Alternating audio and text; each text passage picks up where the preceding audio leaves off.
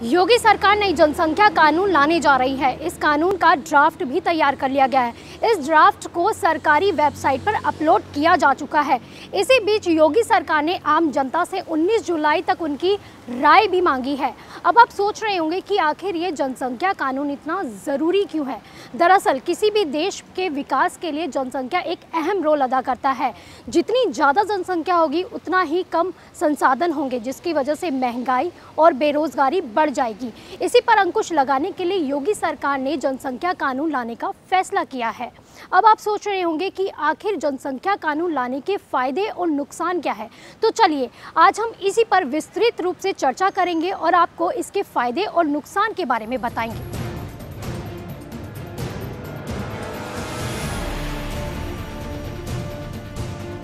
UP में population control के लिए कानूनी उपाय के रास्ते सुझाए गए हैं। ड्राफ्ट के मुताबिक 2 से ज्यादा बच्चे होने पर सरकारी नौकरियों में आवेदन से लेकर स्थानीय निकाय चुनाव लड़ने तक रोक लगाने का प्रस्ताव है। जनसंख्या नियंत्रण कानून में प्रावधान, 2 से ज्यादा संतान पर होगी ये कटौतियां, सरकारी योजनाओं का लाभ नहीं। राशन कार्ड में 4 से अधिक सदस्य नहीं। स्थानीय निकाय पंचायत चुनाव नहीं लड़ सकेंगे। सरकारी नौकरियों में मौका नहीं। दरअसल इस ड्राफ्ट में ये कानून लाया गया है कि जिसके भी 2 से ज्यादा बच्चे होंगे उन्हें सभी सरकारी सुविधाओं से वंचित कर दिया जाएगा। वो स्थानीय निकायों के लिए चुनाव भी नहीं लड़ सकता। राज्य सरकार के तहत सरकारी नौकरियों के लिए आवेदन करने के लिए योग्य नहीं होगा। ऐसे लोगों को सरकारी नौकरियों में प्रमोशन भी नहीं मिलेगा। ड्राफ्ट में आगे कहा गया है कि उनका राशन कार्ड 4 सदस्यों तक सीमित होगा और वो किसी भी प्रकार की सरकारी सब्सिडी भी नहीं ले सकेगा। चलिए आपको बताते हैं कि अगर आपके 2 बच्चे होते हैं तो आपको क्या सुविधाएं मिलेगी।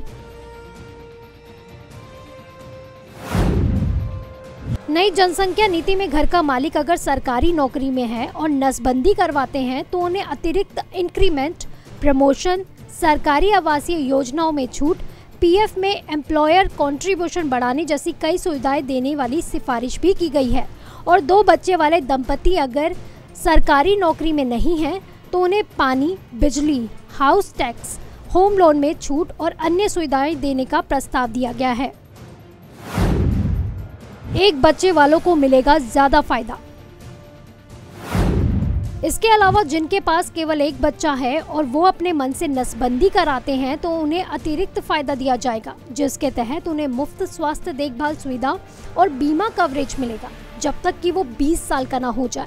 IIM और एम्स सहित सभी शिक्षण संस्थानों में प्रवेश में एक बच्चे को वरीयता दी जाएगी। स्नातक स्तर तक निःशुल्क शिक्षा, बालिकाओं के मामले में उच्चतर शिक्षा के लिए छात्रवृत्ति और सरकारी नौकरियों में वरीयता दी जाएगी। एक बच्चे के बाद नसबंदी कराने के बाद आपको क्या सुविधाएं मिलेंगी, चलिए बताते हैं आपको। एक संतान पर अपनी मर्जी से नसबंदी कराने वाले हर अभिभावकों को संतान के 20 साल तक मुफ्त इलाज, शिक्षा, बीमा, शिक्षण संस्था और सरकारी नौकरियों में प्राथमिकता देने की सिफारिश है। और इसके अंतर्गत सरकारी नौकरी वाले दंपति को 4 अतिरिक्त इंक्रीमेंट देने का सुझाव भी दिया गया है। अगर दंपति गरीबी रेखा के नीचे है और एक संतान के बाद ही स्वैच्छिक नसबंदी करवाते हैं तो उनके बेटे के लिए उन्हें 80,000 और बेटी के लिए 1 लाख रुपए दिए जाने की भी सिफारिश की गई है। एक से ज्यादा शादियां करने पर है खास प्रावधान। एक से ज्यादा शादियां करने वाले दंपतियों के लिए खास प्रावधान दिए गए हैं। अगर कोई व्यक्ति एक से ज्यादा शादियां करता है और सभी पत्नियों से मिलाकर उसके 2 बच्चों से ज्यादा बच्चे होते हैं तो वो भी सुविधाओं से वंचित हो जाएगा। वहीं अगर महिला एक से ज्यादा विवाह करती है और अलग अलग पतियों से मिलाकर उसे 2 से ज्यादा बच्चे होते हैं तो वो महिलाएं भी सुविधाओं से वंचित हो जाएगी। जुड़वा बच्चे होने पर क्या है प्रावधान। एक्ट लागू होते समय प्रेगनेंसी है या दूसरी प्रेगनेंसी के समय जुड़वा बच्चे होते हैं तो ऐसे में केस कानून के दायरे में ही नहीं आएगा। अगर किसी का पहला, दूसरा या दोनों बच्चे निःशक्त हैं तो उसे भी तीसरी संतान पर सुविधाओं से वंचित नहीं किया जाएगा। तीसरे बच्चे को गोद लेने तक पर भी कोई रोक नहीं है।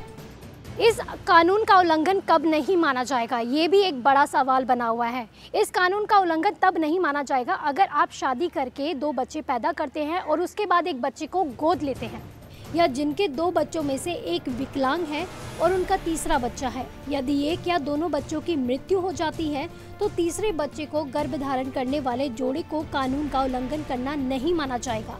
इस मसौदे के तहत क्या क्या फायदे मिलेंगे, उन पर भी नजर डाल लेते हैं। मिलेगा सस्ता लोन। मसौदा कानून में कहा गया है कि सिर्फ 2 बच्चे करने वालों को प्रोत्साहन दी जाएगी। प्रोत्साहन किसी को भी दिया जाएगा जो खुद या जीवन साथी पर खुद से नसबंदी ऑपरेशन करवाकर 2 बच्चे के मानदंड को अपनाता है।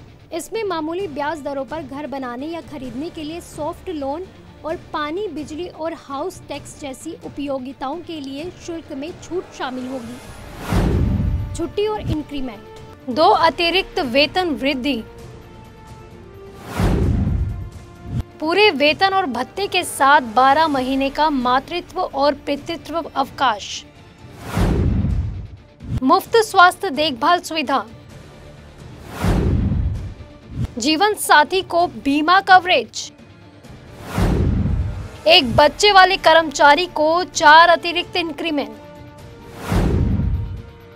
80,000 का फायदा। गरीबी रेखा से नीचे जीवन यापन करने वाले दंपत्ति जिनके केवल एक ही बच्चा होगा और जो खुद नसबंदी करवाते हैं, सरकार उन्हें एक मुश्त 80,000 रुपये की धनराशि देगी। मसौदे में कहा गया है कि राज्य सरकार के तहत प्रत्येक सरकारी कर्मचारी जिसके 2 से ज़्यादा बच्चे हैं, उन्हें कानून लागू होने के समय इस आशय का वचन देना होगा कि वो 2 बच्चे के मानदंड के उल्लंघन में कार्य नहीं करेंगे।